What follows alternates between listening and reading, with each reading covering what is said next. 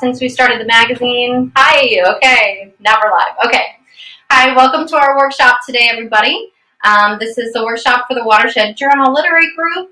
We've been having workshops every quarter since we started back in 2019, even before. And the workshops are part of our mission to empower and elevate regional authorship. So as people are working through their writing at home and interacting and connecting with other people, it's one way to try to create more inspiration and refine your work and hone your skills. So today we have a couple exciting things lined up with how to reach your audience. And this really came from everybody out there, you guys. So the idea was we're seeing so many people either publishing books or getting work in literary magazines or other publications, people who are getting back into writing for the first time after a long reprieve, or whatever it is where you're reaching out and trying to connect with other people. We wanted to offer some ways that we support that kind of connection in publishing within the Watershed Journal, and then other things that we know about within our region. So we've got a great presentation lined up for you on that. Before we get into that, I wanted to tell you guys about a couple announcements with the organization and with Watershed Books. So one being that we have a Writer's Block Party virtual meeting next Sunday at 2 o'clock, and we'll have an air meet link for that, as well as streaming on Facebook to be able to join in and share your work with other people in your community. And then we also have our Fields of His Heart. Let me grab a copy of that to show you guys. So today is the last day for ordering your copy of Fields of His Heart by Wayne Swanger. And this is our first publication with our new cooperative press. And today you can get free shipping if you email the Watershed Journal at gmail.com to be able to order your copy and have it shipped to your house for free. So take a look at that. We've had some other people publishing books and want to congratulate everybody who has projects out right now. It's really great to see so much happening. And what else am I forgetting to update about? Memberships. We've got memberships ongoing through 2020. So if you want to support the Watershed Journal, stay connected with what we're doing, have magazines shipped to your doorstep each quarter, and get the quarterly newsletter and all kinds of fun extras, then make sure you check out our website, thewatershedjournal.org/2021 memberships, and you'll be able to see how you can plug in and join our network and support what we're doing. So we are a 501c3 nonprofit and completely run by volunteers. So those sponsorships help us to do what we do. All right, so also, if you are interested in meeting more of the people more of the writers in the Watershed Journal, there's a podcast that I produce that comes out. I interview each of the new submitters to the journal, and it's always really great to get to know people and what their inspirations are and what type of writing they do and hear them read their work. So that is on the website too.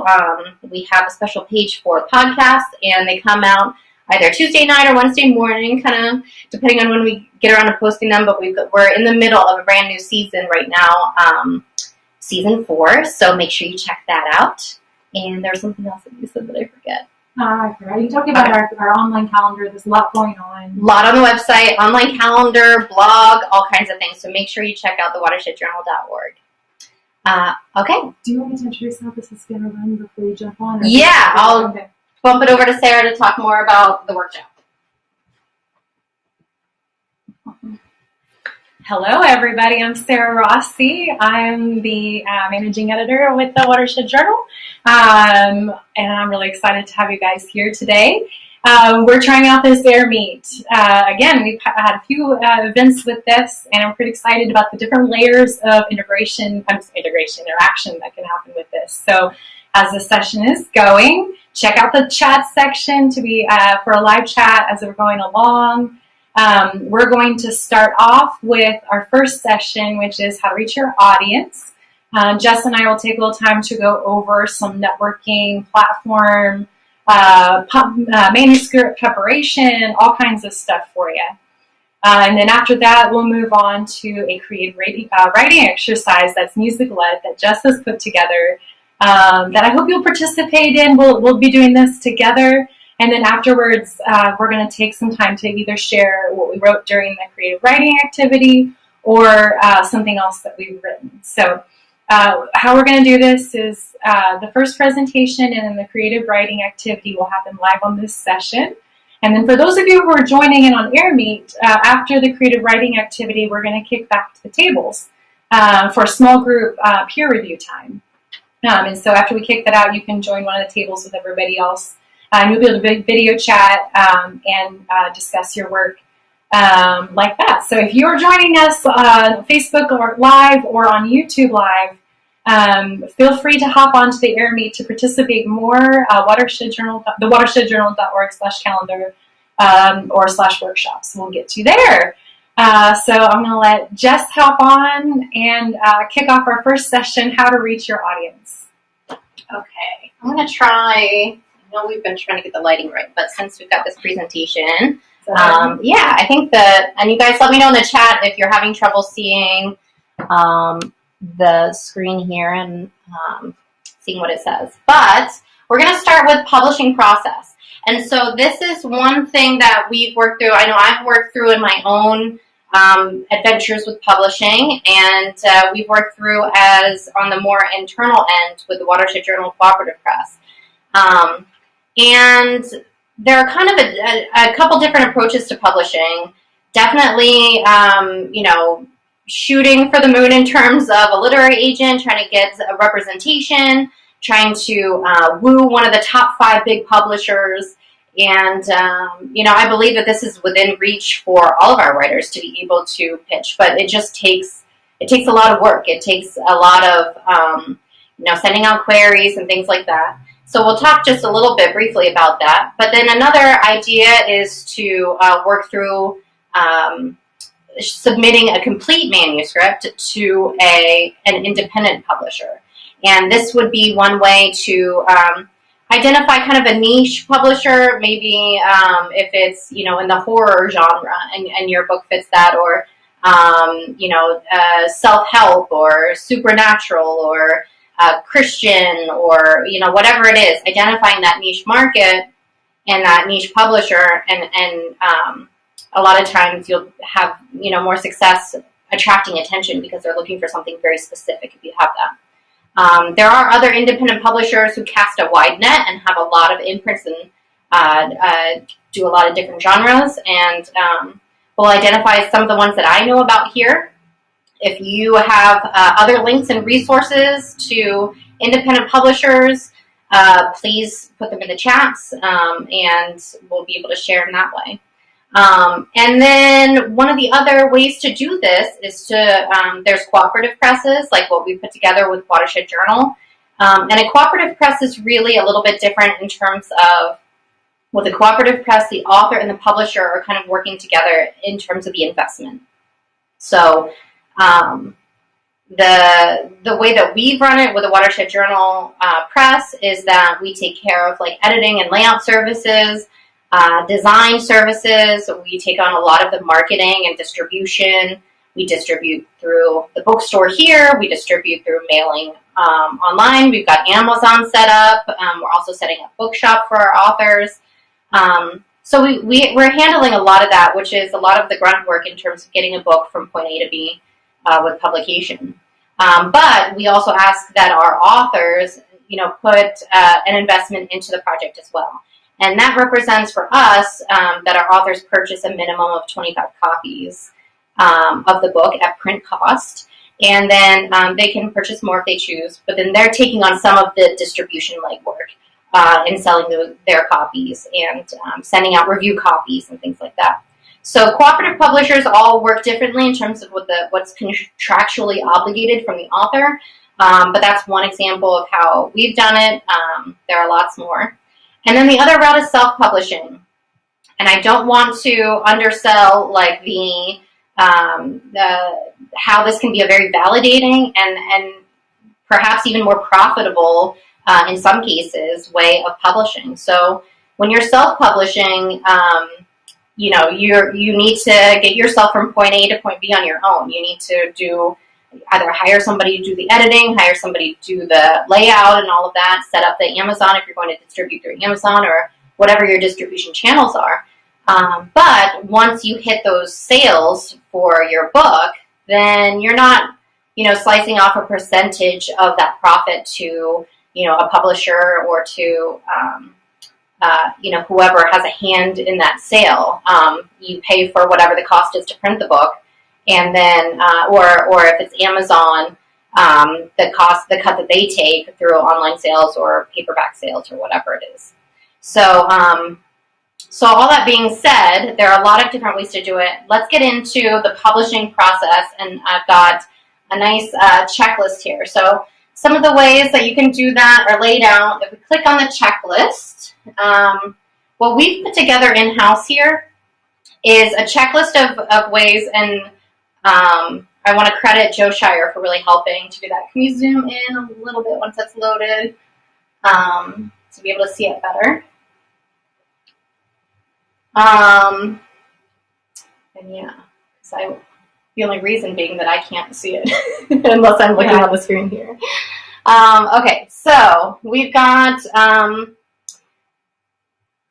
and this is the link that you guys will have whenever you are, you know, looking. We'll post the Prezi and you'll be able to see from there. But we've got kind of the way, if you're going through with Kindle Direct Publishing, to, yeah, you gotta zoom in more because I can't see it. Okay. I think that the slides are reversed. I think that our hold on one second if I can get the, okay. So sorry.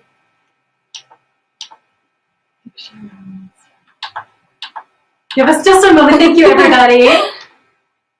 Okay. Okay. Now that should be the right way. You should and be people are going to be able to see that? Okay. And I think that, yeah.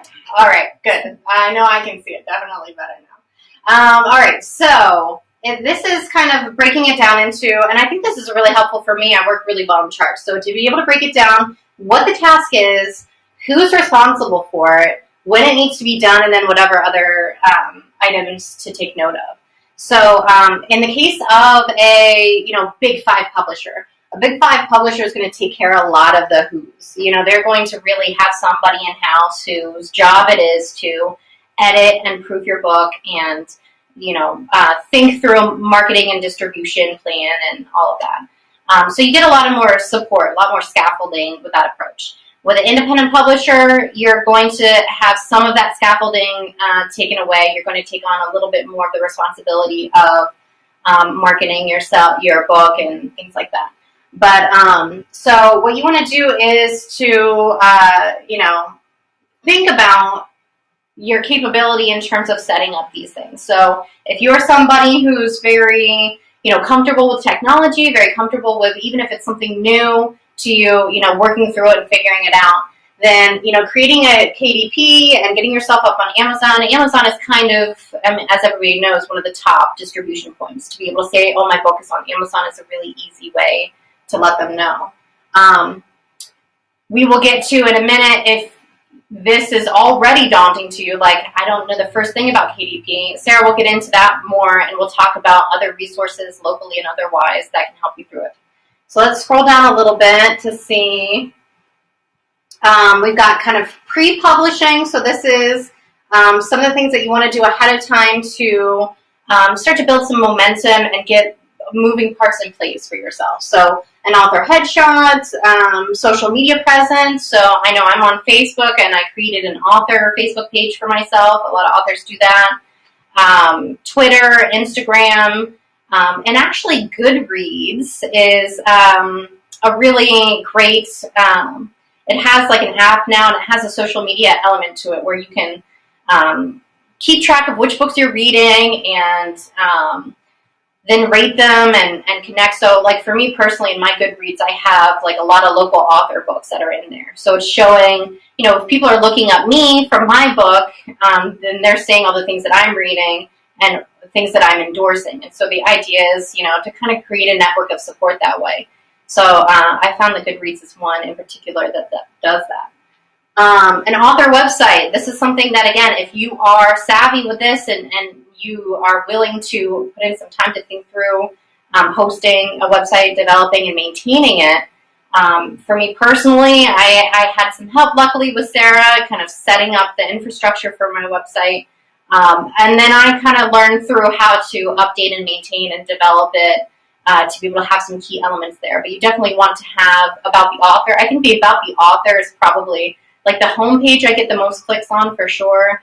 But then the about the author is the other page that I probably get the most clicks on. When people come to, it's kind of like a business card or calling card, a resume or something. People are, interested in who you are and what you're writing about. They want to see more about you.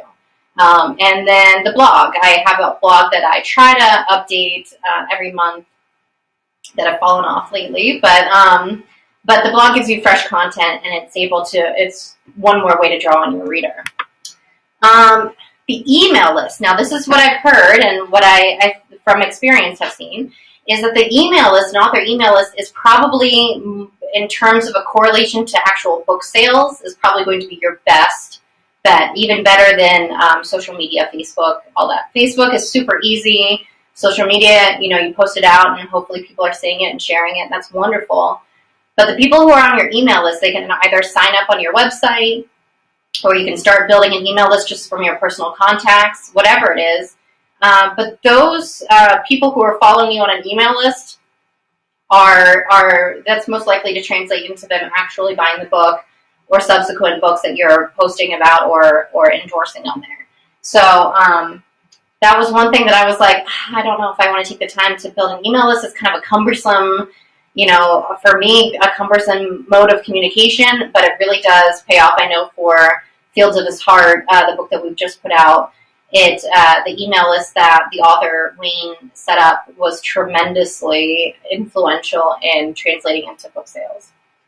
And then blogging on the website. So again, that's something that you can do as soon as your website's live and update regularly. The more, the better. I mean, you don't want to saturate too much, but a couple times a month or definitely monthly is good. All right, so that's all before your book is ready to be published. But before you can publish, you've got to start thinking about editing and book design. So there's a couple different ways that you can get feedback, and not all of them have a price tag attached. So, for example, if you've got beta readers in your life, people who are reading your manuscript and kind of helping you with developmental or reader response type of feedback along the way, then you can kind of help them and they can help you, or maybe they're just really interested and they have the time and they want to help, and you trust them and feel like they're going to give you really helpful feedback. So that's something that you can have in place. If you can find somebody or reach out to somebody, I would recommend. I've had writers post in the Writers Block Party Facebook page, or reach out at meetings to other people and say, I'm interested in your work. I'd be happy to read for you, or whatever. So you have to excuse our heating system as it goes on. I don't think it'll go off. You can also hire an editor to do developmental feedback for you. And this you can, again, do locally. I know people who have found other writers and editors. Patty Zion is a great example. We have her as part of our resources. But there are other local people who will do that. You can also post on a writer's market and, looking online and posting a job that you have if you want to get more professional editing done that way. But you'll want to be prepared to pay for that. I mean, it's typically, depending on how long your manuscript is, it comes with a bit of a hefty price tag because editors are taking so much time to really pour through the content and give you good feedback. A lot of times they'll give you developmental editing, which is kind of like more about the structure of the piece, how it's coming across to the reader, suggestions about the narrative or how to move things around, and really developing the content, saying, I think you need to develop this more, I think you need to go into more detail here, or I think you're losing your reader on this tangent, so you need to have a sharper focus.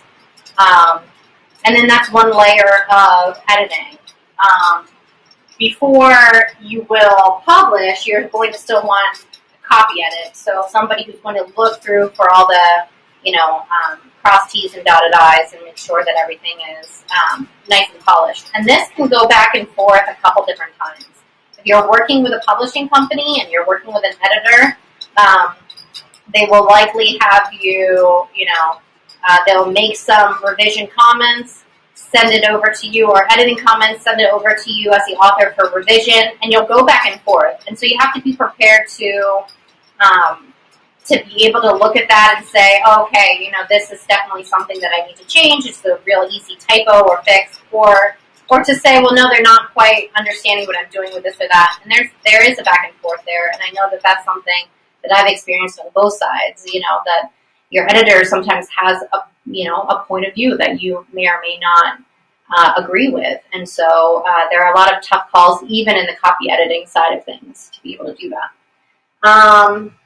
One of the biggest, one of the biggest things, and I kind of skipped this, but having a book blurb. And I would recommend having, even if you don't have beta readers for other parts of the process, or if you do, having a book blurb beta reader, having somebody look at what is that, 250 word or whatever it is or less, a couple sentences or back cover synopsis of what your book is all about. And this is the main thing of okay, I want to grab people's attention. I want them to, they're only going to give me a couple seconds of reading this book blurb to decide if they're interested, if they want to make a purchase or learn more about it or whatever. So you really have to test that out. And this is the one part that I thought was a lot harder than I expected. Because, if you wrote the book and you spent hundreds of hours on it and you have so much information that you've put into that and so much that you're personally really invested and interested in, then it's hard to get back to that point of okay, what initially drew you in? Or what might draw the reader in. Those might even be two different things. So to get a couple different people to let you know, okay, this is going on too long. It's too, you've lost my attention, or this isn't really coming across the way that you want. But a book blurb is so super important. Okay, so with the copy editing process, like I said, you've got to be prepared to do a couple different revisions. It might go back and forth depending on, if you're having somebody else do it. If you are trying to do your own copy editing, there is software to help you do that. And you don't need to hire somebody necessarily if you want to go that route, particularly if you have, a manuscript that's not that long. So if it's a novella or a poetry chapbook or something, and you're maybe 30,000 words or less, then there's Grammarly software that you can get, and then there's add-ons to Google Docs and Microsoft, where you can get these plug-in add-ons that will do the, find different errors and stuff. It's not going to help you with developmental. It's not going to say, well, I think that you should move around the structure of this piece, but it will help you with this is too repetitive, or you made a mistake, an error here, grammar or spelling or punctuation, whatever it is. And so, but I was going to say that those are, sometimes you'll pay for that software if you have a larger word count. For a shorter word count, it's very doable to be able to do for free. Okay, book layout and design, that's something that, again, if you are savvy with that, you can think through how to do that on your own, but otherwise be prepared to, again, go back and forth with somebody a little bit to be able to bring your vision into what the book is going to become. And if you could scroll down a little bit, please. Okay. So putting together a master document, that really has everything in it. So it's going to have everything that the marketing and distribution people need. So if there's an ISBN number, you've got to think through that. If you're working with a publisher, they're going to be able to give that to you. If you're not working and you're just self-publishing, you might not need it. But an ISBN helps you get into library circulation. It helps you get on other distribution channels that aren't Amazon, like Bookshop or Barnes & Noble, or other bookstores that kind of require depending on how they order your book. So if they're ordering through a certain printer, like Ingram Spark, they're going to want an ISBN. So your master document will have your book blurb. It'll have a little bit of your marketing plan, your website, your social media, your word count, all the kind of critical information of the book in one nice and tidy place.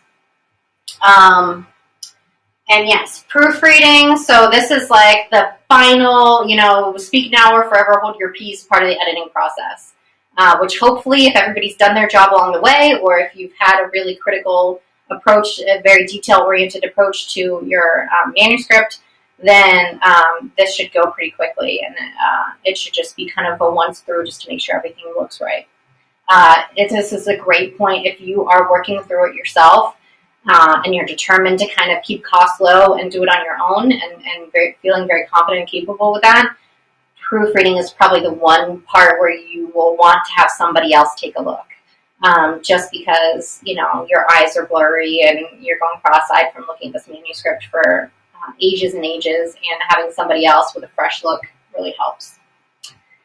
And then press release. So there's a lot of local media contacts, and really that's just a matter of kind of Googling around. I know when I was looking for media contacts, I was just going to the local newspaper websites and finding, what their newsroom email is and sending out stuff there. So if you do that wherever you live, kind of scour the TV and radio and print news, compile a list of contacts, and then you send out a press release. And this would be just kind of announcing that your book is available for publication.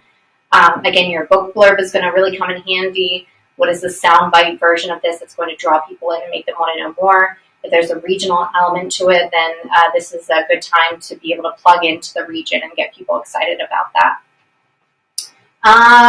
Okay, and that's maybe about 1 month ahead just to build up some momentum for that. All right. Then you want to encourage people to sign up for your email.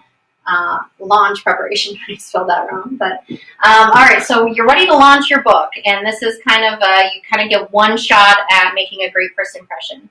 But that's not to say that you have to do everything right away for your launch. And right when the book comes out, I've got to get it out there. I've got to push and build up some momentum. Book launch, especially during these COVID times, it can be a slow burn. You can have everything in place. It's better to have your email list in place and have a nice accumulation. It's better to have your website. It's better to have a book in hand before you really start thinking about launching. Having all these key places in place so that people are hearing about you from a press release or whatever it is, that they can find you and your book and see that everything is already kind of established there. So don't be in a hurry. I know it's super exciting once you have your book ready to go, but you don't need to be in a hurry to get it all out there at the same time.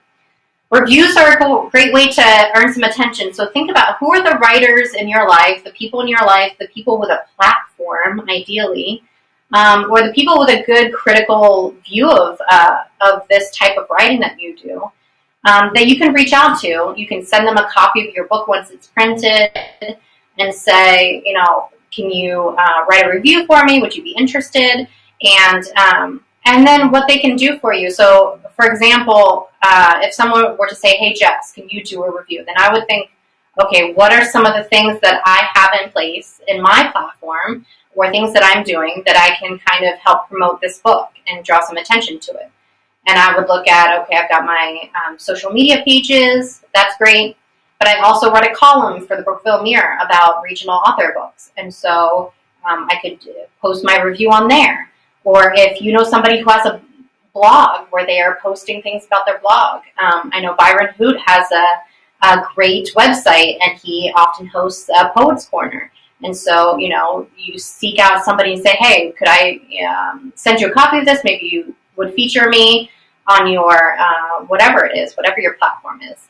But reviews are nice because it gives, somebody knows that author, and then now you're overlapping with their audience that they've taken such time to build and along the way. So that's a huge one, getting reviews if you can.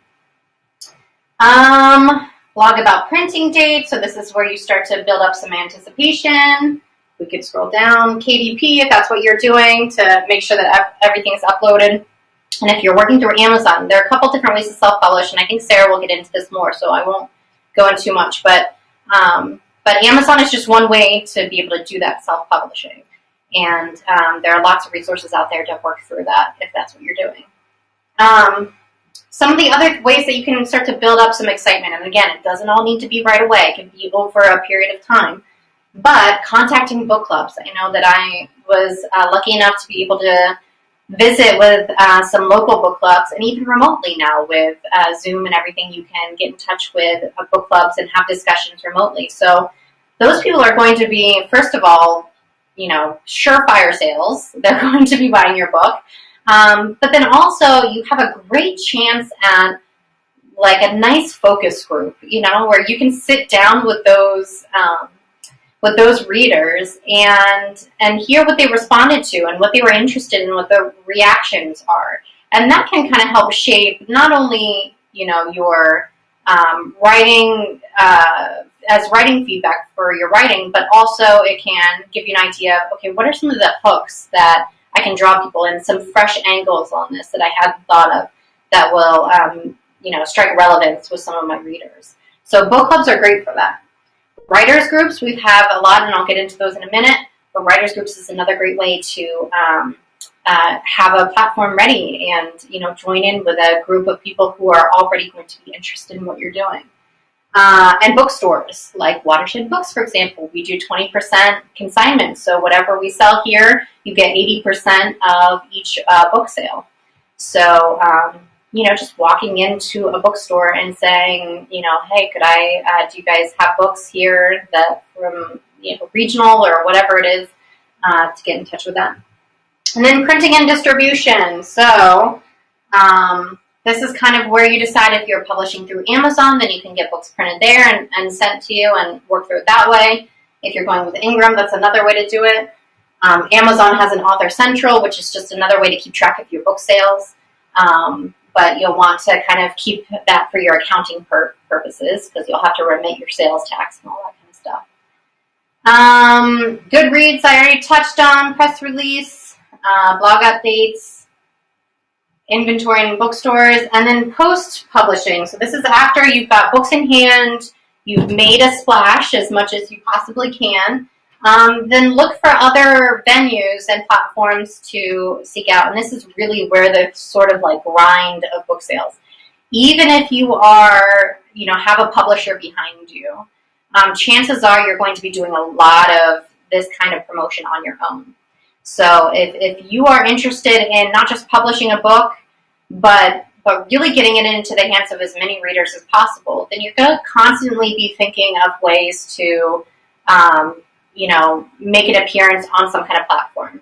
So we've got a podcast here, and that's one way. If you've got a book and you say, hey, I'd love to be on your podcast to talk more about my book and reach out to your audience, that's the kind of pitch that you can make and then try to, for us, it's all about being regional for Watershed Journal. And so that would be your hook to get into our podcast. But for other places, it might be if there's something newsworthy about it, or if it's got a historical context to it, or, if it is poetry or whatever it is, then there's podcasts and other blogs and things like that you can seek out. Advertisements, we advertise in the Watershed Journal, and so we have what I think are really reasonable prices, and Sarah is great about helping you do design work for your ads, which is another important consideration if you want to do an advertisement. For free, yes. But finding a targeted audience, that's the main issue. Like, you don't want to just be throwing money at, a Facebook boost, and I hate to say that because I'm probably streaming on Facebook, but sorry, Zuckerberg, but just kind of saying, well, if it costs money, I'll do it, and throwing money out to just get more and more people. It's better, I think, if you can find that kind of platform or that kind of publication where you've got an audience who's going to be a targeted audience, someone who is going to be just the type of person that would be interested in your book. So that takes a little more strategy than kind of throwing money at things. And I know I didn't have a whole lot of money to throw at things, so I had to be very strategic about where I was trying to make my pitches and make my advertisements. Launch events, and these are things that you can do online now using Zoom or AirMe that we're on right now is a great tool. Facebook live streaming, YouTube streaming, just setting out an invitation to people. Think about how to do a book launch, because those people who are tuning in are the most likely to make a purchase or be interested or join your email list or whatever it is. So in less worrisome times, you can reach out to your local library, you can reach out to other venues and set up a book launch in person, and those are wonderful to have. But even without being able to do that right now, there's still ways to connect.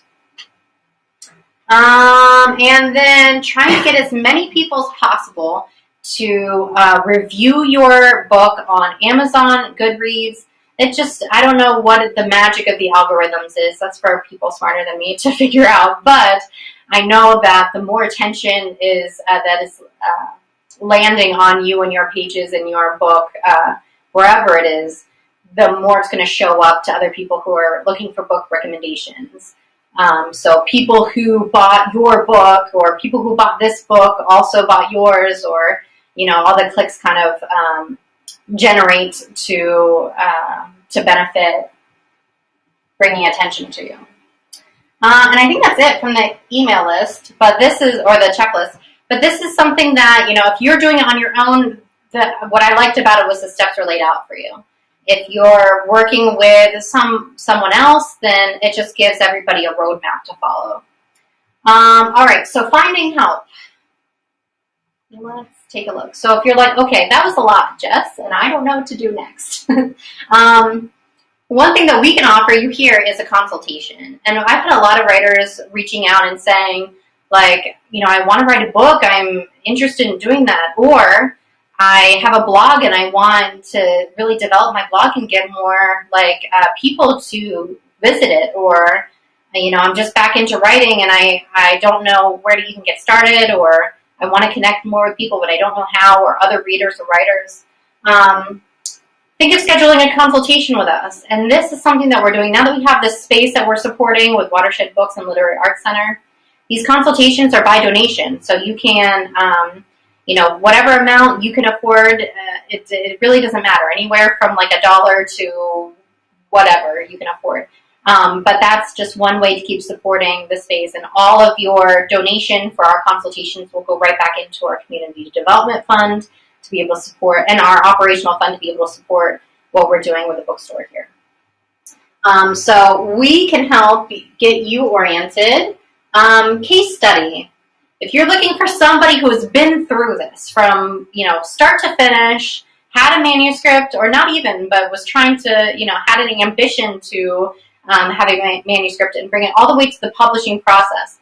Joe Taylor went through, wrote a blog for us, and it was a series where he went through each step and talked about his frustrations with it, the way that he encountered roadblocks and then pushed through those roadblocks, some of the resources that helped him along the way that were very local. So if you are looking for somebody to kind of give you some kind of humorous at times insight, Joe is definitely your guy, and he does a great job, because I know that there were roadblocks for him in terms of he wasn't too acquainted with Amazon, or building up a lot of online support and things like that. So he was able to find a way to make it work and come out with a great book. So that's on our blog. And then from the web. So it's not just us, and I don't want to just always be plugging, although I think that we are offering a lot. I'm really proud of that. But there are lots of other resources out there. So Joe Shire is one who has been sending a lot and posting a lot about Jane Friedman, and she's has a whole blog series about every step of the publishing process. And in fact, I wanted to kick it over to Joe in case Joe is there and she has some things that she would want to add, because She has been through the publishing process and even onto different things that I have not even known about. So, Joe, if you're there and you had anything you wanted to add about the publishing process or about Jane's blog, I'd love to hear from you. I know the rest of us would too.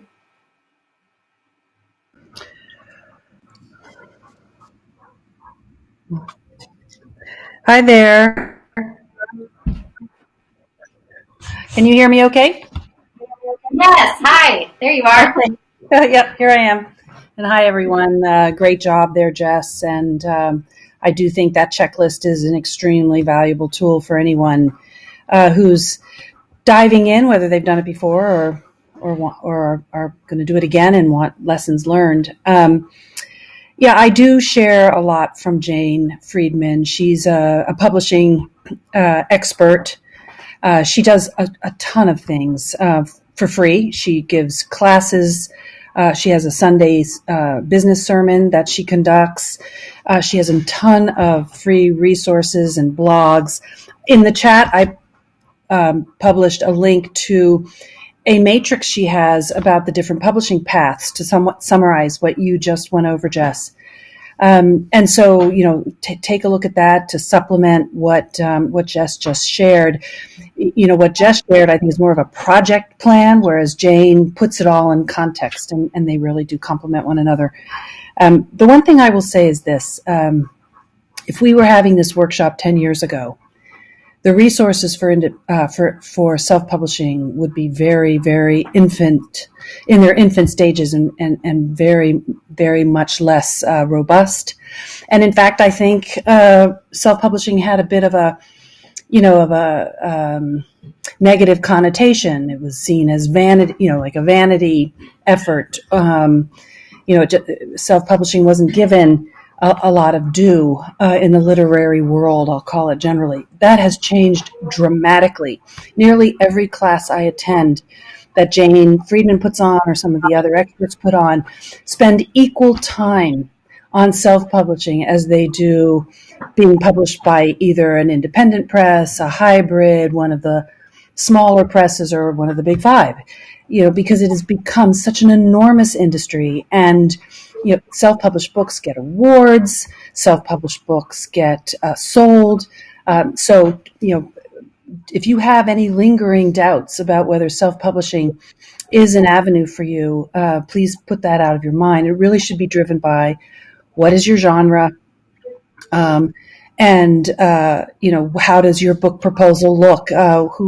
Where is the best place to shepherd your book along? So those would be my comments, Jess.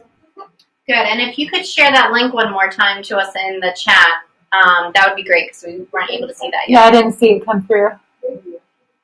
But yeah, thank you, Joe. I know Joe has been through so much with looking for literary agents. She's mentioned in Joe Taylor's blog, so that's another way to kind of get an idea of all of those other avenues that you could go through. So thank you, Joe.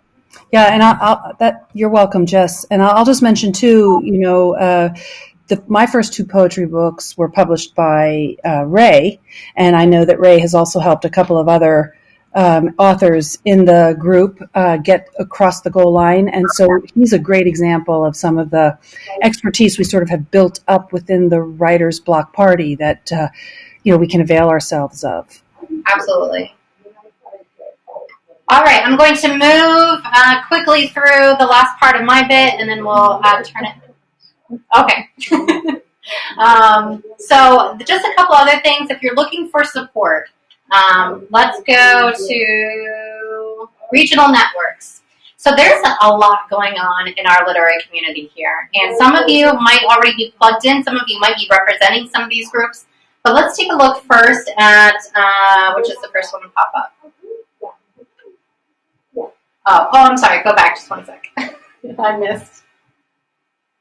Yeah, sorry. So some of the local publishers. So I've got Watershed here. Mammoth Books is another publisher that's local out of Du Bois. And then Sunbury Press Books is one out of Mechanicsburg. And these are the publishers that I have listed here because these are the ones that I know about and have some experience with. But there are many, many other publishers And these ones specifically, I would point to because they've shown an interest in local and regional, work coming from this region. And I've got links embedded in here, so you can kind of check out all these publishing efforts at your leisure and see who's accepting. I know Sunbury's accepting manuscripts on a rolling basis. For us at Watershed, we do a call for manuscripts about once a year. So yeah, that's if you're looking for a publisher and you're looking for something that might be interested in this region, this is a good place to start. Okay, so writers groups. If you're just at the point where you need to build some momentum, you need some encouragement, you need some, community in this effort, which I would say just about, I don't know anybody who could do this all on their own and come out, with their sanity intact and feeling really good about what they have. So jump in with a writers group. We've got the Writers Block Party. We're meeting again next Sunday. It'll be a virtual meeting, but you'll be able to share your work. It's not a presentation kind of thing. It's something where anybody can join in and have the floor. The Stained Glass Writers in Punxsutawney, great group, very supportive, and they have a lot of really fun challenges that they do, and just a great group in terms of encouraging and supporting, but offering critical feedback as well, and all of that. And then the Bridge Literary Arts Journal in Franklin is led by Phil Turman, who is a professor of English at Clarion University. And they have workshops. They've been trying to move remotely a little bit, but typically they've met and workshopped and shared their work. A lot of it is poetry, but there's other things too. And they put out a literary arts journal each year. So that's another place to check out if you're looking to do some to submit something locally to be published. All right, and then what's next? Literary groups. Okay, so all kinds of things happening. Conferences, publications, ways to just get your name out there and connect with other people. Networking is huge, huge, huge. So Wacona is a great organization, and they do Wacona Live, which you might have seen. If not, make sure that you follow them on Facebook because they have live readings that they do. They've pivoted beautifully into a COVID world where remote access is kind of the most we can be able to accommodate right now. But they're really doing a lot to help to build the regional identity, to create a body of work, a community of people who are focused on representing, identifying, and discussing the issues of writing in Northern Appalachia. So that's one that you definitely want to get connected with if not already. And they have a conference every year. And this summer it'll be in Wheeling, West Virginia. And the first conference was last year. It was, it wouldn't have been this past summer, but the summer before. They had a digital conference this summer, which again went beautifully. But their first conference in Wheeling was in person too. And both of them were just executed beautifully, and people got book deals out of that. They certainly walked away with a lot of resources and new contacts. North-South is a group that is, as in the name, is trying to merge Northern and Southern Appalachia and really try to bring the region together and better connected and to, again, share work. They've got a blog. They've got a lot of activity happening on social media, a yearly anthology of work, and an inclusive model, much like Watershed Journal. They're interested in including everybody from the region. So again, if you're looking for somewhere just to kind of get published and build up some momentum towards what you're doing, consider them. It's mostly poetry at this point or visual art, but it's a great group to get connected with. Pen writers, I don't know as much about, but I know that they do conferencing and they have a very robust website with a lot of resources on there. So, and I think that there's like a subscription or membership or something that you can get in on there. But there's a link to check out that a little bit more. And then Litzberg I love. So Litzberg is out of Pittsburgh. They're a great organization. They've been really enthusiastically responsive to helping to promote us out here in our neck of the woods, even though we're miles outside of the city and very, very different landscape. They're still interested in representing this region. And it's a volunteer effort, but they're doing wonderful things, and it's a great way to connect with the city and the readership and writership happening there. So those links are all there for you. And then the PA Wilds Cooperative. So this is something that we got connected with through Tia Deschong, and I don't think Tia is with us. Is she? I don't see her right now. Okay, so Tia is our regional editor, I think. Regional advocate? Regional advocate, okay. So that's her official title. But she really helped us get connected with PA Wilds. And it's a cooperative network of, artists and artisans. And but there's room for writers to join. And there's an application process. And in doing so, you can become like a writer of the Pennsylvania Wilds. And there's all kinds of access that gets you. And support from that community. So it's just another great way to build regional identity and culture in our neck of the woods. And there's a link there to find out more about that. All right. And lastly, marketing. So if you've got your work all done and polished up and ready to put it out into the world, whether that's a blog, a book, or what have you, some things to consider. So I mentioned this in the publishing checklist, but a couple reminders here about some of the ways that you can get noticed. Join a literary event. That's another idea. If there's a conference like Wacona Conference, the Writers' Conference of Northern Appalachia, being a presenter there and presenting your book is a great way to promote it and get connected. Being a guest column, asking somebody who has, if somebody wanted to write a guest column for me and my column for the Brookville Mirror. I know Karen Wyant wrote a blog for reviewing a book, 40 Patchtown, for the Watershed Journal's blog. So that's, you can always have a little tagline under there that says, to find out more about, this blogger or this writer, click here or whatever. And it's a nice way to get that. All right, and then I think pitch is next. So this is a really hard part of the process, I think, is like finding the right pitch and striking relevance for whoever you're pitching to. I cannot tell you whether I am very successful or unsuccessful at this. I have had some pitches that landed great and, took me to platforms that I never expected. And I had some that I thought I was really confident about. And I thought it was really aimed at a very doable kind of goal. And they just completely failed. But I can tell you that the more you can strike relevance for the audience, the readership, the more you can kind of convince somebody that this is timely. What you're writing about is important and timely for whatever that publication is or whatever that platform is. That's really, as far as I can tell, the key to getting some interest. Keeping it brief is important.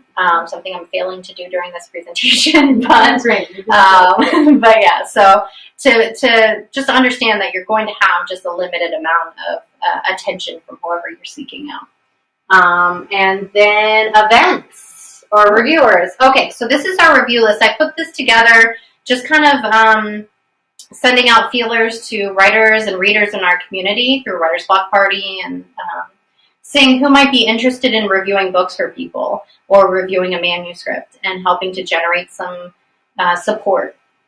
So this list is here for you. And if you're, having trouble getting connected with it, the people on the list, you can get in touch with the Watershed Journal, and I've got, email addresses or whatever contact information on a nice, tidy little spreadsheet, and I can help you get connected to a reviewer.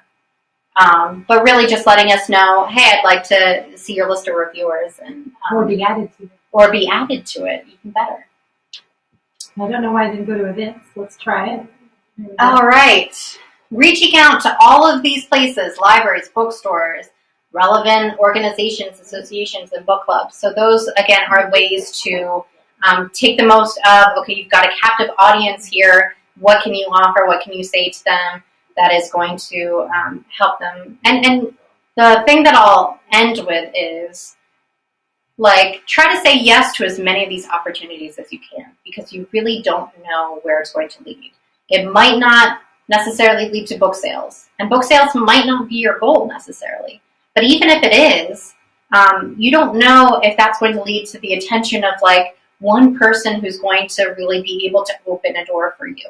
or really if it's going to lead to one reader who's going to have such an authentic and beautiful connection to your work that it's going to motivate you and inspire you to keep going.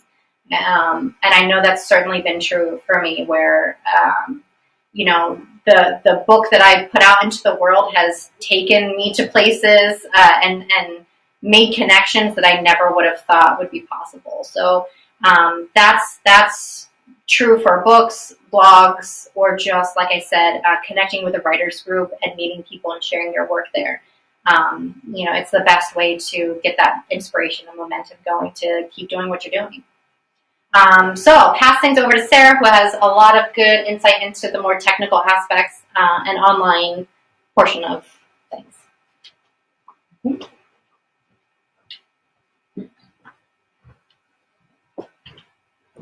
Hi again, everybody. Good to see you. So thank you, Jess, for going over that publishing checklist. I just think that, I know that Joe put a lot of work into that too, but I think it's a great way to kind of look at the big picture and break down all the pieces. And I know when we were opening the bookstore, we had a project plan. Thank you again, Joe. But when you're looking at doing something like this, there's one part of it that's going to be your passion, and that may be the writing part of it or the creating part of it. And then there's part of it that's going to be the grind. And that's, you kind of have to decide where that balance is. But breaking it down makes it feel like less of a big mountain to climb. So I just wanted to go into a little bit more about the online booksellers, if you'll throw me onto that slide there.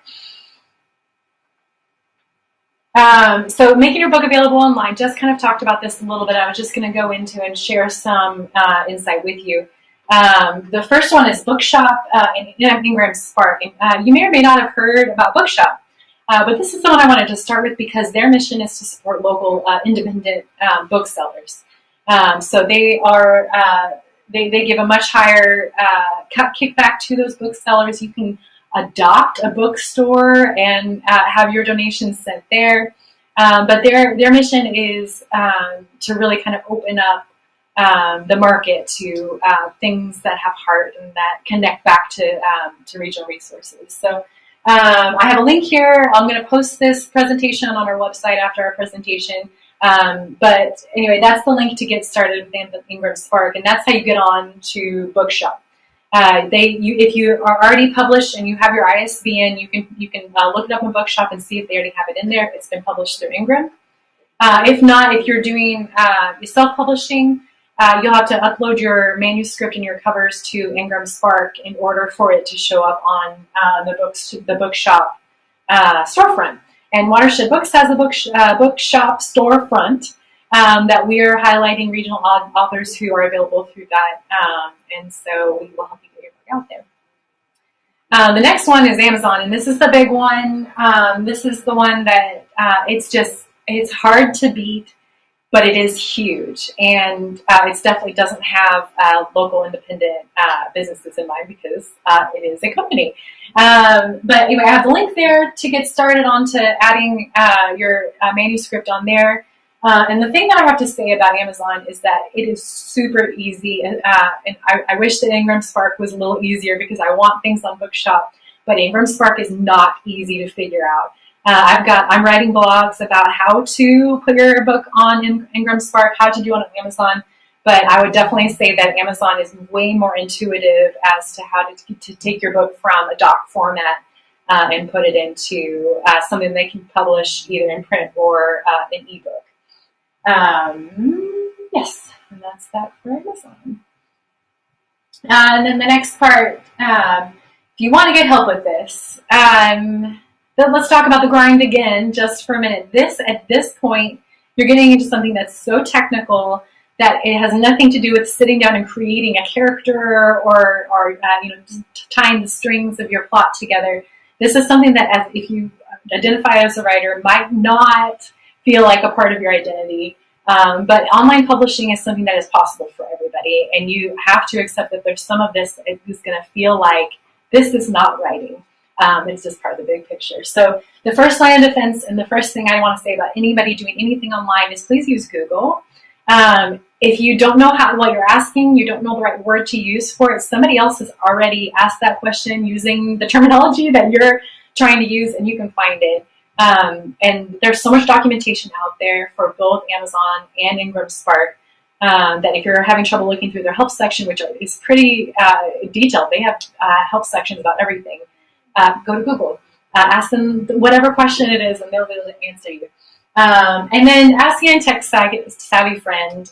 Everyone, I hope, knows a 12-year-old who may be able to figure this out based on instinct. But there's other people out there. Maybe they're not writers. Maybe they're people that you're friends with on Facebook, or that you go to church with, or that you hang out with, who just happen to really click into technical things. Ask them, buy them, a cup of coffee on Zoom, and they can hopefully get you started. And then Jess mentioned that we're doing 30-minute sessions with the TWJ staff for a donation to the Watershed Journal. So if this is something that you're interested in doing, you don't know how to do the first steps, make an appointment with me, and I can get you trained and get you kick-started.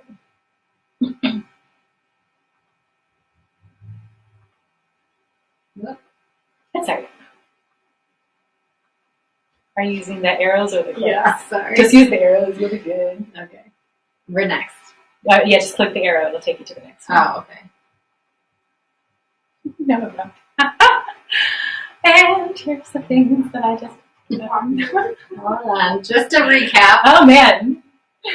Just letting everybody know. Okay. Okay, so Jess talked a little bit about online presence, and about this is the time when your online presence is even more important, because there's not as many events, there's not as many ways to really connect with people in person, and so we're all trying to adapt to this new era. So creating the online presence, there's a couple ways, and Jess went on to some of these. I just wanted to dive a little bit into some of it for you. The first one's a website. And I've got some links here. Again, this presentation will be available afterwards. You can go on and link here to some. There's a bunch of different options for getting it set up. So the first thing I want to talk about was the free options. You can get a website for free. You can go on to WordPress.com, .org, and you can get a website set up for free. There will be limitations. You will not be able to use your own custom URL. It'll be sararossi.wordpress.com, which may not be a problem. If you're not wanting to invest a lot of money up front, you just want to have a website presence at all and have something to be able to link to, this is a great option. But I will say that the downside of not having your own custom URL is that it is going to make it really hard for people to find you unless they can remember, or if they have the link in front of them. Google's not going to optimize those kinds of links because they're so far embedded within the WordPress website itself. Yes. Next step is the paid options. The benefit, again, is the custom URL. You're able to get sararossi.com. Please don't get that one. But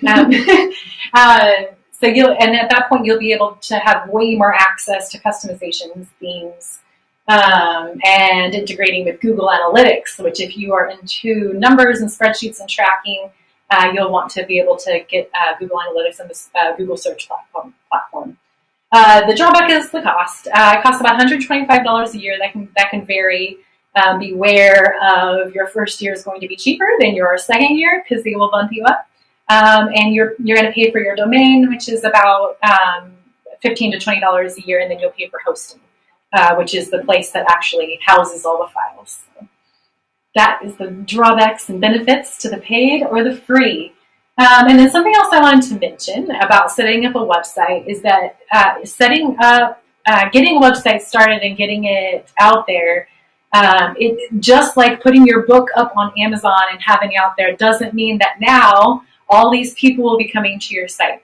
Whether you have it up on Amazon, whether you have your website up there, you need to have fresh content. You need to have a reason for Google to say, this is still relevant. This isn't something that people haven't touched in a while, probably isn't real anymore.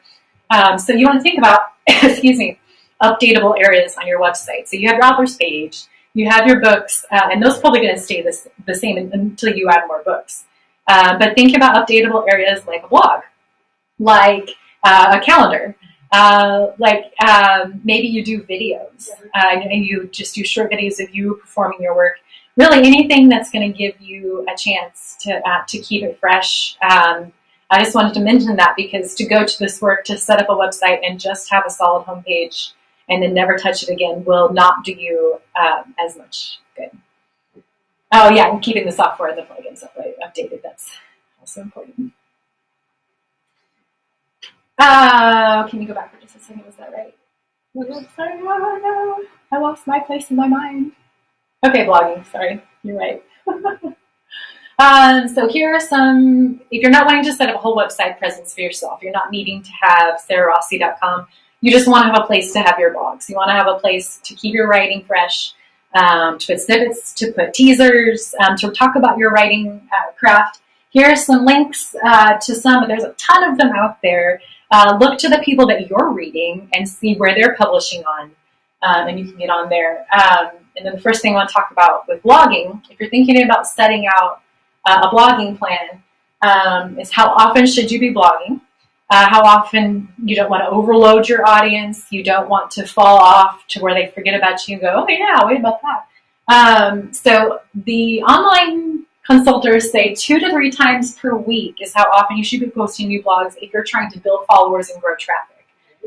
The way that the social media algorithms are going is that the feeds are refreshed so quickly that if you posted this blog, you posted it here, somebody logs in 5 hours later, they're not seeing it. So anyway, that's one way to keep it going. But I would say 1 to 2 times a month is fine. Once a week is fine. It's, the most important thing is to have relevant new content coming out. So if you're just writing just because you have to have something on there, don't do that to yourself. Be thinking about things that you can add and draw interest in. And then I have a link there that's got some frequency benchmarks if you wanted to look more into that for your specific market. All right, content. What do you write about in a blog? You write primarily for your audience. Before I say anything else about any of this, the most important thing about blogging is probably one of the most important things about writing a book is that you want to have your audience first and foremost in your mind. What is it that they want to hear about? What is it that they're going to be interested in? And how do you present that in a way that is easily consumable by them?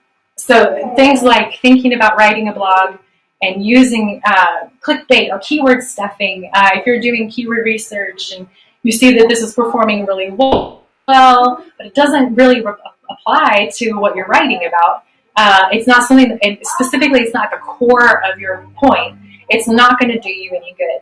The Google algorithms recognize if there's a keyword in the title that never shows up in the content, that's not going to be relevant. If there's a keyword that shows up twice in the content, again, same thing, but then if there's a keyword that shows up 40 times in the content, it's going to have the same problem. They're going to realize that you're trying to play a game rather than write something and provide something that's going to be interactive and helpful and readable to your audience. And then I have a link there about understanding your target audience. So just to touch again on Google, they show a preference for relevant and valuable blogs and websites. Same thing that Facebook does with their posts. If you have people interacting, if you have things that are going up that are adding new information, that are long enough that they have something to say, but not so long that you're filling in, they have the numbers to analyze that. So you don't want to write for Google, but you also want to keep in mind that Google is going to be looking for certain things that actually might help you think about how to organize your piece. So another link there about how to write a quality blog post, and then how long to write.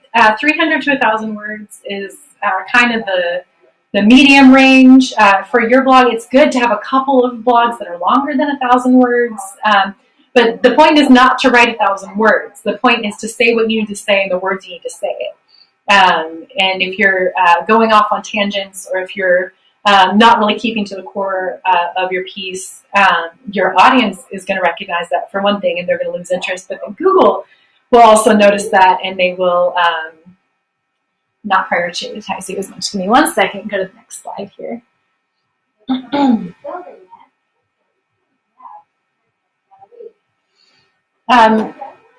SEO is something that a lot of you may or may not be familiar with. It's something that's constantly changing, so even the experts are only an expert for about a week before they have to go back in and figure out how it's all going. But there are some things that are pretty steady. Making your blog or your website articles Google friendly is in some ways just about organization. Keep your paragraphs short. Use headers, not just a big type, but the actual header thing. And then with your keywords, I'm not going to say the keywords aren't important at all. Choose one or two that capture the heart of what you're trying to say. Put them at the beginning of the title, put them at the first heading, put them in your first paragraph, and then as it makes sense, pepper them through. You don't want to make it look like you're just trying to get that word in as often as possible, but those are the important places that your keyword needs to be. And then Yoast.com is a great resource. It is something that I go to all the time. They are constantly writing articles about how you make your website SEO friendly. And SEO just means, can Google find it? Can Google make it prioritized? And can people get to it? And then marketing. How do you market your blog? And then just touched on some of this too. But cross-promote your blog by inviting other guest bloggers to write for them. And so now they're saying, hey, check this out, I wrote for it. And the people that are actually represented on it are going to be the most motivated to market for you. So either ask people to write for you, write about other people or other projects that are within your mission. And then, of course, just the ever important yet ever aggravating email list is a very great way to build traffic on your website. All right, then social media, I'll just touch on this real quick. Here's some of the main ones. There's like 800 of them. And each of them have their own way of doing things. So anyway, there's some links to some ones that start just depending on what you're selling that might work for it. The frequency, how often you post, depends on, if we can go to the next slide, depends on the platform. For instance, Twitter, which is more like right now, it's happening at this moment, is going to be a quick feed. It's going to be something that you post it and then someone, again, 5 hours later is just not going to find it because so much has happened in the meantime. So that's where it's a place where you want to post more often. I would just say go with what works for you.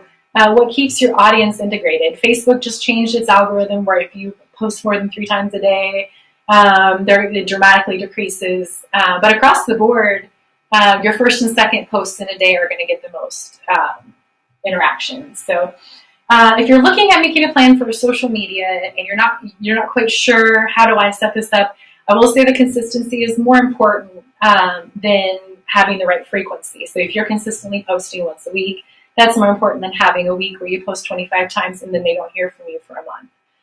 So whatever you do, I would say just set aside what's sustainable for me. What's the right amount of time where something new, something I can add can actually be there rather than reposting the same kind of things. So, and again, there's a link there for you guys that can kind of dive more into that. Content, what do you post about? What's different from this from a blog? Again, find something new and relevant for each post, something that will grab people and say, hey, this is something that I want your attention on that you might enjoy. Use images. If you have images that you're able to just take a picture on your phone or your camera and use that, that's great. Pexels.com, Pexels.com is something that I use all the time. It's a free image. They like you to attribute the photographer, but there's no cost to use it. So you can, they have tons of free images and videos that you can use for that kind of thing. And then set measurable goals. If you're looking at website, blog, social media, whatever kind of outreach that you're doing, for first and foremost, decide who that target audience is. Who is it that you're hoping the most will read, will comment, will contact you, will buy your book? Who is that person? How do we reach them? And then how do I measure whether that's happening? So if you can look at a month and say, this is what I'd like to do and it doesn't work, then you can revisit it and say, I should put more effort here and less effort here. It's something that can get a little frustrating because it's a lot to balance. But if you can find an easy way for yourself to set simple and, again, measurable goals, something that you can actually hold a bar against and say, yes, I did that, or no, or rather than redefining the goal every month and and just rolling with it, which for mental health might be the best thing, but for selling books it may not. And then cross-promoting.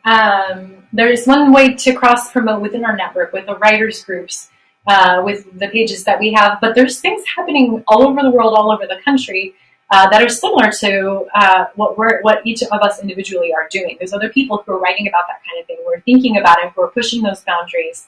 Find them. See what they're posting about. See how often they're posting, and see what kind of interaction they're getting. Copy them. Do the same tactics that they're doing, and interact with them. Post on their page. Comment on their stuff. There's going to be a similarity of audience there. So that's one way to get people's attention on what you're doing without just constantly saying, please come to my website, please buy my book. It's a way to kind of build that community within that. And then there's another link there for you, cross-promotion strategies within social media. It's specifically for corporate communication, but a lot of it applies much further.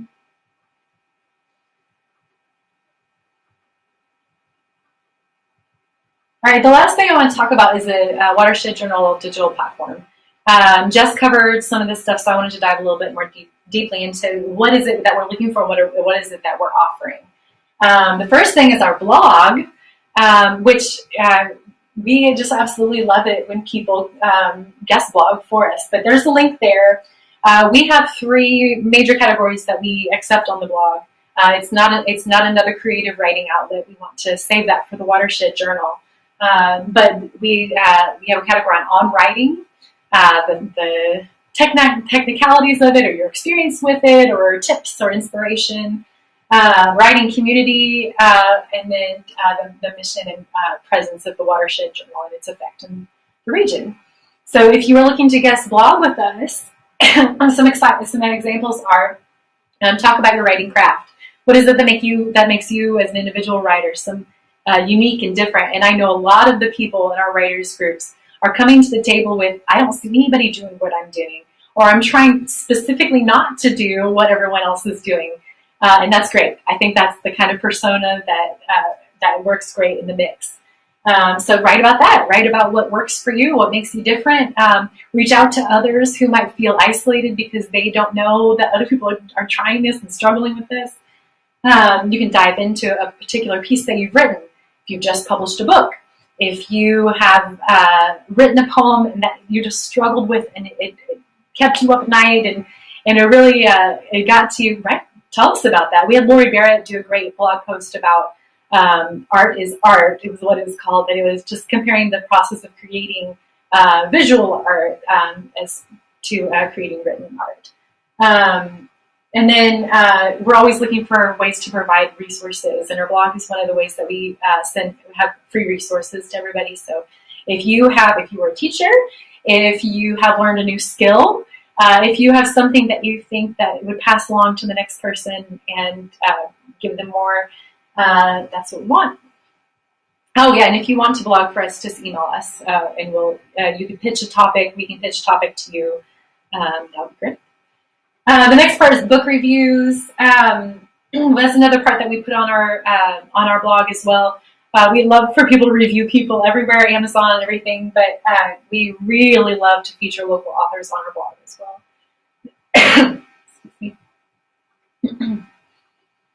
And then literary event coverage. And this is an interesting one in the COVID times, but if you are there's all sorts of literary events happening online. Locally, I know Phil Turman is doing a lot of stuff. Kona Live is doing a lot of stuff. We're doing a lot of stuff. People all over the place are adapting to the online things. So if you attend an online event and you want to report about it and let other people know this is what went down, this is who was there, that kind of local journalism is great for the community, and it really encourages people to not only join in on all the great things that are happening, but to kind of see what to expect. Some people may not already be plugged in or know someone who's doing it. And so, this is a great way to be like, please join us. It is welcoming. It is fun. Unless you don't feel that way, in which case, be honest, I guess. All right, and then real quick, we'll talk about the Writers of the Watershed podcast.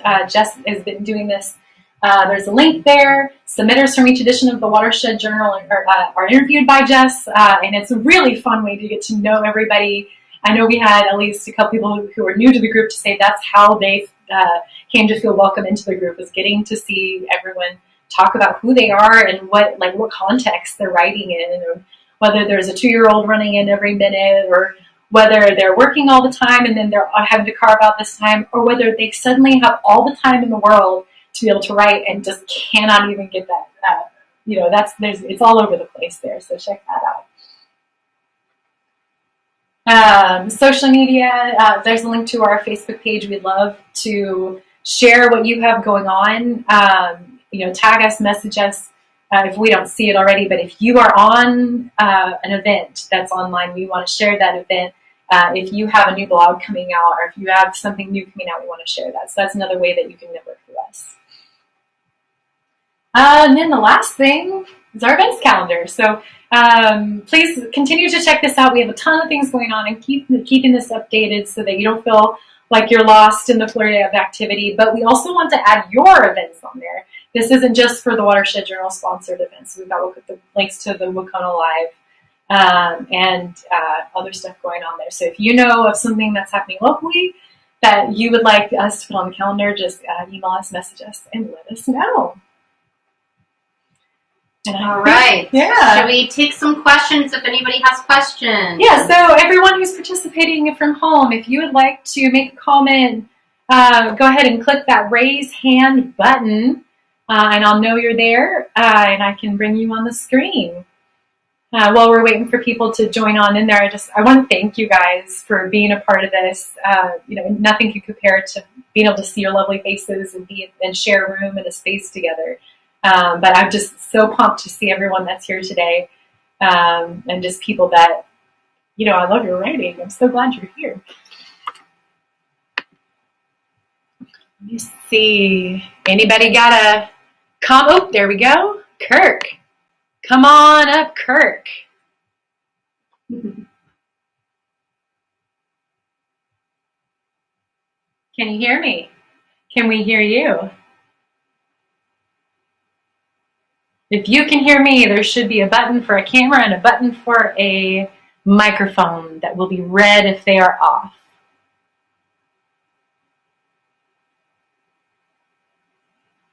And I see that you're speaking, but I cannot hear you. Don't we love technology? Are you muted, Kirk? Are you muted, buddy? Well, someone is asking, how can we get the printables once this event is over? Great question.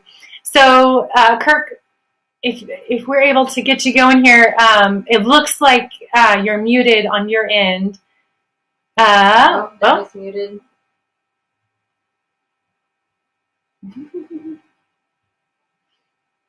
All right, so while we're getting that figured out, Kirk, after the presentation is over, I'm going to post this on to the Watershed Journal, and so you'll be able to get a list that the publishing check.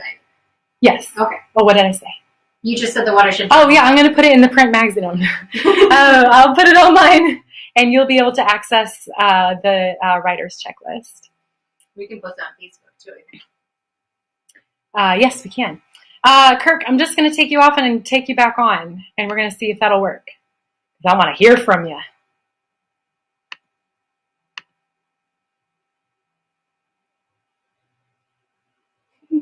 And I also want to appreciate that Kirk is a non-writer LLC, rebel writer, non-poet. Yeah, is that how he's identified? Yeah.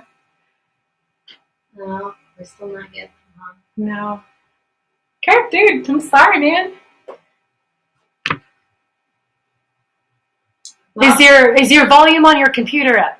And I feel like I'm asking questions that you've probably already looked at.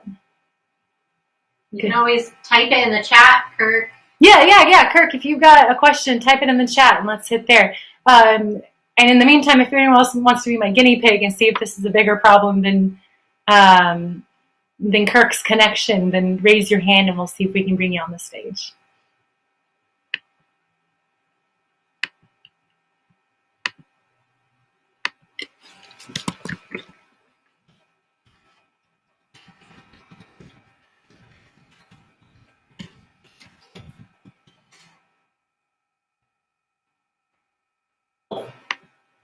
Anybody else want to raise your hand? Give Kirk a little chance to type his question here, and then we'll roll.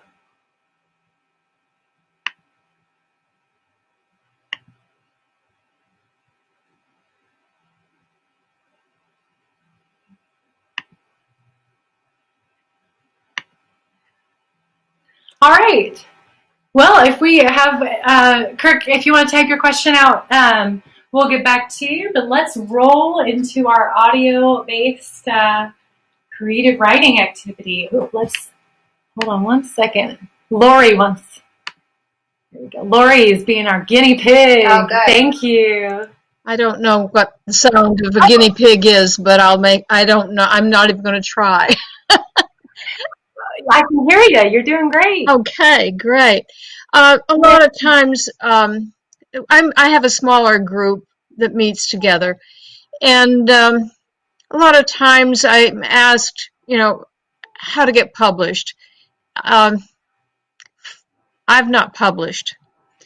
I've been in some online magazines and so forth, but to actually publish something, to get a chapbook or something out, how can a person tell when they're ready?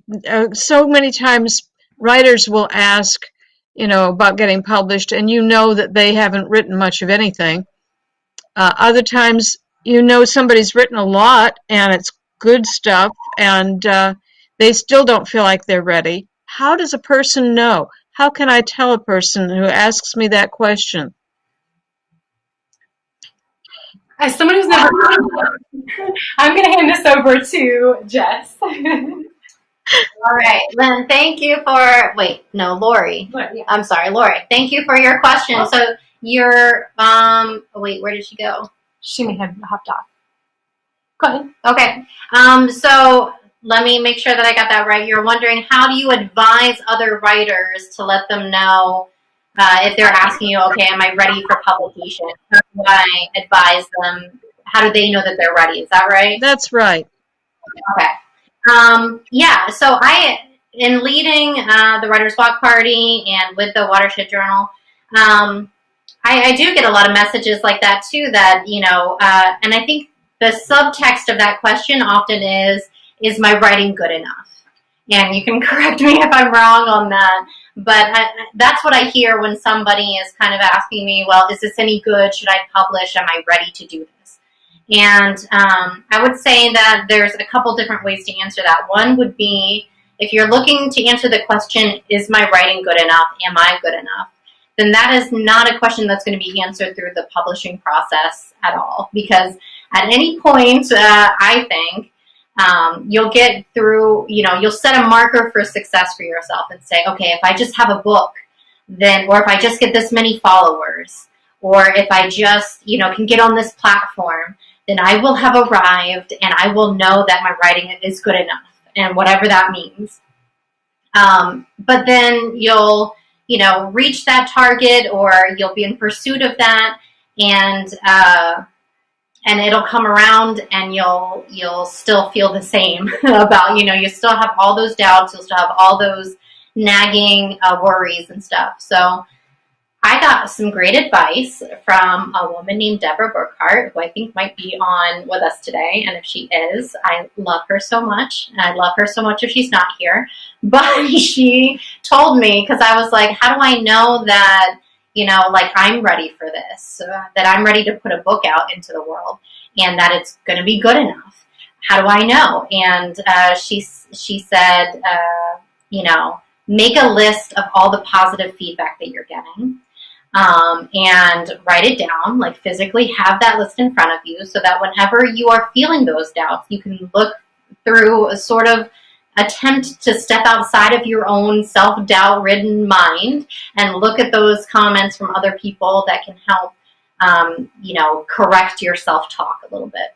So that was part of the advice. And I really took that to heart, because I think that if you're looking through validation as a writer through publishing, it's not going to come easily, if at all, because the goalposts will always move. Now, if you're saying, okay, am I ready to publish? Like, it's not a self-doubt thing. I'm not wondering if I'm good enough. I'm just wondering if logistically I'm ready and I can do this. And I would say the one answer to that question would be, did you have somebody else read your work? Did you have at least one other person give you feedback? Is this readable? Because that is kind of like the most essential piece of the puzzle. If you are, have the expectation that you're going to pull a Thoreau and go in a cabin somewhere. It's Thoreau, right? Emerson? Okay, anyway. So that's like your idea that you're just going to be on your own and produce a masterpiece and then just kind of birth it into the world. That's probably not going to work out the way that you think, because there will just be some logistical things that you would not have anticipated. Secondly, I would say logistically, are you prepared with a checklist or with support system in place that you have a roadmap from point A to point B? And if you can see yourself going through and you've got the support in place to do that, then you're well on your way. So I hope that helps, but please chime in again, Lori, with other comments on that, because you might have better insight than I do into that and working with the people that you work with. And Kirk has a question. Kirk, are you back? So he posted on there, was wondering if a consultation would be of value for me at such an early stage in my profoundly paradigm-shattering poetry. Yes, Kirk. Okay, so is a consultation. I think that if I was looking at like what stage of the game do I need a consultation from somebody, or if I even do, it's really just like, okay, is there anything in the way of you moving forward right now? What is that roadblock? If you can see the path ahead and you are ready to go and you have all the tools and everything at your disposal, then great. Or if you're just kind of toying around with the idea and you're like, I'm not even sure if I want to move forward, which I know is not the case for you because you're doing this, Kirk. But I would say either way, if you have the ambition to do it and there's something in your way, then a consultation can help you identify the roadblocks and then get you the resources that you need, point you towards a direction to move forward. Even if that's just, hey, I've just started writing again. I don't know what I have. I feel like I have something, but I don't know what it is yet. That's called, manuscript development. And there's a whole array of resources and possibilities to help work through that and think through that. So. Just making sure to see them. All right. Well, are we ready to do creative writing activities? There's lots more, and I was hoping that this could be more, engaging and participatory, and so we're getting into that aspect now. But if at any point you want to raise your hand, you've got questions, you've got comments, please utilize the chat if you want to chat with somebody specifically as we move through. But right now we're going to get into the creative writing side of this, and so this is so much information probably rattling around in your head. It's going to take a while to process, but let's clear all that out of the way for now and just have some fun. So what I have prepared for you is and we have to get it up on the screen, on probably this screen. On this screen, okay. Yes. So it is a musical prompt that I think is a very dynamic musical prompt that has no lyrics or anything like that. So the idea is to just kind of sit back and listen and let a story or idea form through listening to that music. And speaking of Kirk, I know Kirk is one in particular who listens to music, and that influences his poetry and his writing.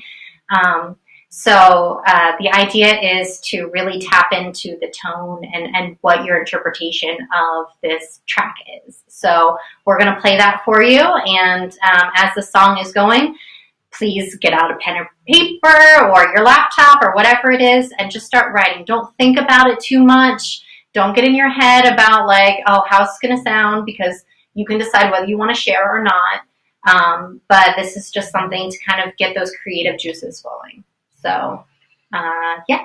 Do you have it queued up? I have YouTube queued up, okay. So you can get that rolling. Do you want me to show the YouTube video or keep this? Let me start it and then I'll cue you when to show it.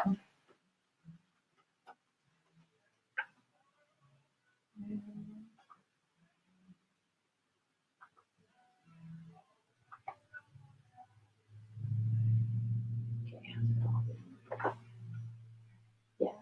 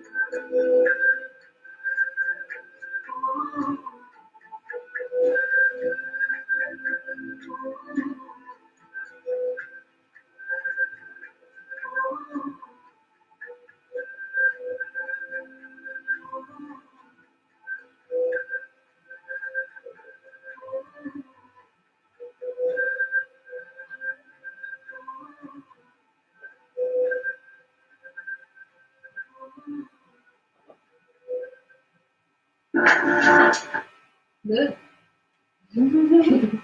Don't want that, Ed.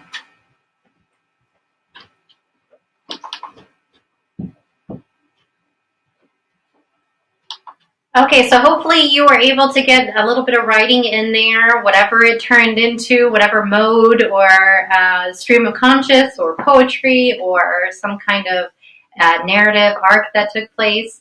But what we're going to do now is kick everybody into the table format where you can join a table with other writers, and I think that we have enough just to do one table. Yeah, we Okay. have enough people that just click an empty table or an empty seat at the table and everyone join in. If you prefer to have a smaller group format, you can jump on a different one. Great. Yeah, so find a table everybody can fit. If everybody wants to join up at one table, you can fit there. If you want to break off into a more intimate setting, you can at a different table.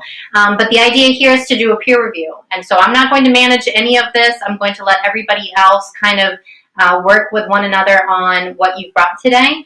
But even if you haven't brought anything, you'll be a good ear for someone's writing. But what you can do there is read your work and let people know what you are looking for in terms of feedback. So be very specific about it. If there's something in particular that you're not sure if it's landing in the right way or something's not working, now's your time to get some really good input from people in the group. And the only thing I would say, if you're somebody who is providing feedback, that you keep it constructive. So start with something really supportive. Make sure to keep the tone really encouraging. And then if you're looking to offer something supportive and constructive, then be really specific about ideas and really solution-oriented for that person's writing. But I think the group we have today will do a great job of that. So yeah, we'll go off into peer review. Yeah. And so when you're done with the peer review, I'm going to leave this open. So you guys can do the peer review as long as you want. But whenever you're done, this is our goodbye. So thank you again for joining us. You guys mean a lot to us. You're the whole reason that we exist. Please take advantage of our resources, both online and in limited person / video conference. So anyway, thank you guys, and hope to do this kind of thing again soon. Uh-huh. Uh-huh.